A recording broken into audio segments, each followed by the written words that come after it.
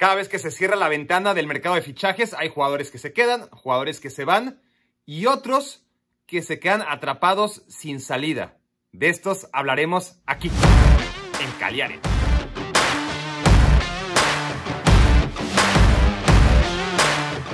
Razones por las que un equipo puede llegar a tirar las negociaciones con otro cuando parecía que ya estaban amarradas obedecen a muchos factores. Pueden ser estos económicos, deportivos, de índole personal, o que en realidad no había tales negociaciones y más que nada eran especulaciones, cuando no inventos de la prensa. Vamos a hablar ahora de los 10 fichajes que se daban por hechos y que no ocurrieron en este último mercado de invierno. Empezando por Lucas Torreira, que tenía muy buena pinta en la Sampdoria, que después conquistó algunos corazones en el Arsenal, pero no el que tenía que conquistar, el de Mikel Arteta. Se fue entonces cedido al Atlético de Madrid y ahí se ha convertido en uno de los tantos fichajes que al final no entran en planes de Diego Simeone. Su salida a un tercer club rojiblanco estaba hecha, o eso es lo que decía la prensa. El caso es que el Mónaco no fichó al pequeño uruguayo. El Arsenal entonces quería cederlo a un lugar donde no se devaluara más. En la Serie A no le faltaban pretendientes, ahí estaba la Fiorentina, la Lazio, el Valencia en España también era opción, pero al final Torreira se quedó en el Atlético. Eric García juega poco en el Manchester City, pero se habla mucho de él en Barcelona desde hace tiempo. El canterano que abandonó el equipo hace 3 años y que desde entonces ha jugado apenas unos 15 partidos como titular en Inglaterra, se negó a renovar su contrato con el equipo de Pep Guardiola, pues tenía la seguridad de volver a casa. Al Barça no le alcanzó el dinero para llevárselo en oferta este verano y a pesar de todas las bajas que sufre en defensa, sigue sin tener un clavo en los bolsillos. Todo indica que Eric García llegará gratis en verano una vez que expire su contrato con los Citizens. La llegada de Junior Firpo al Milan se daba por hecho. El Barcelona necesita ingresar dinero como sea y cuanto sea. El cuadro rosonero quería un suplente para Theo Hernández, o eso nos dijeron. Al final prefirieron reforzarse con un central como Tomori y un delantero como Mandzukic. Junior Firpo, que ante tantas lesiones en el Barça, ahora es alternativa como lateral derecho, se quedó en Barcelona por una razón de peso. De 3 kilos de peso, para serles exacto. El nacido en República Dominicana acaba de ser padre y no quiso mudarse con un bebé recién nacido. Pasan los días y Diego Costa sigue desempleado. El que inició la temporada como delantero del Atlético de Madrid logró que el club le dejara en libertad para llegar gratis así a cualquier otro equipo este invierno. Pero nada de eso, salió mal.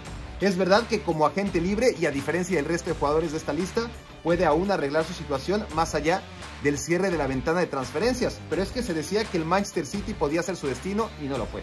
El fútbol turco quiso llevárselo y Diego Costa no quiso. Wolverhampton estaba hecho y no se concretó. West Ham era inminente y tampoco. Olympique de Marsella lo descartó. Boca Juniors, Atlético Mineiro, Palmeiras, nada de nada.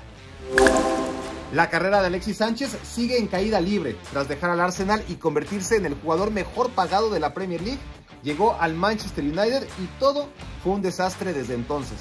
El Inter se lo llevó a préstamo y sorprendentemente hizo válida la opción de compra este verano, pero Alexis Sánchez no encuentra un lugar en el esquema de Antonio Conte. Cada vez tiene menos minutos y la Roma, que se ha vuelto experta en levantar muertos, parecía tenerlo ya atado, pero no fue así. Alexis Sánchez seguirá alimentándose de los minutos migaja que le dejen Lautaro Martínez y Romelu Lukaku. Y si Alexis iba a llegar a la Roma, era porque se trataba de la llave en las negociaciones que iban a permitir a Edin Dzeko convertirse en el tercer delantero del Inter. A diferencia del resto, el bosnio es la gran figura de su equipo, pero en un caso muy similar al de Papu Gómez con el Atalanta, su divorcio con el técnico Fonseca parecía no tener arreglo. Dzeko entrenó por separado en la Roma en espera de que llegara su boleto para viajar a Milán, pero los equipos nunca se pusieron de acuerdo. Las negociaciones se cayeron y el veterano goleador tendrá que luchar por recuperar la titularidad e irse en verano. Kepa Arrizabalaga es y será durante un buen tiempo el portero más caro en la historia del fútbol. Y aun cuando superen su récord, será difícil que se repita un movimiento tan catastrófico como el de aquellos 80 millones de euros que pagó el Chelsea por un portero que se cansó de recibir goles tontos. El arquero vasco, aspirante aún a defender el marco español en la Eurocopa, necesitaba salir desesperadamente en el invierno. El Chelsea no va a recuperar nunca su inversión, está claro, pero al menos una exitosa sesión de 6 meses podría haberlo revalorizado en el mercado. Pero nadie preguntó por Kepa, y la llegada de Thomas Tuchel tampoco ha cambiado su suerte. Caso similar es el de Isco Alarcón. El que fuera perla del Real Madrid ha dejado de jugar incluso en situaciones extremas, cuando las lesiones del equipo le han dejado solo, acompañado en el banco únicamente por jugadores de la cantera blanca.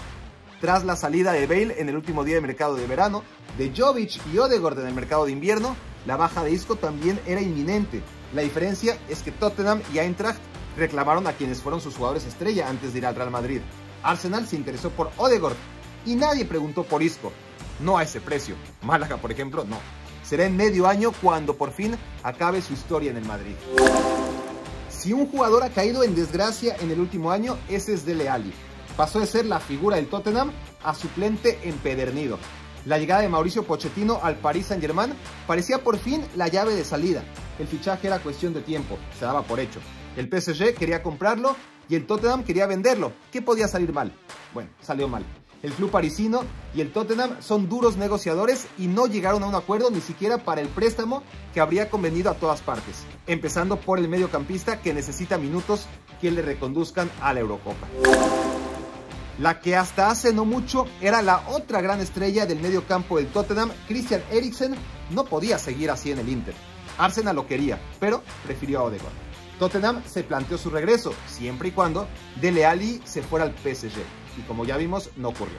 Su nombre entró en consideración en el trueque Alexis Dzeko, pero tampoco llegó Christian Eriksen a la Roma.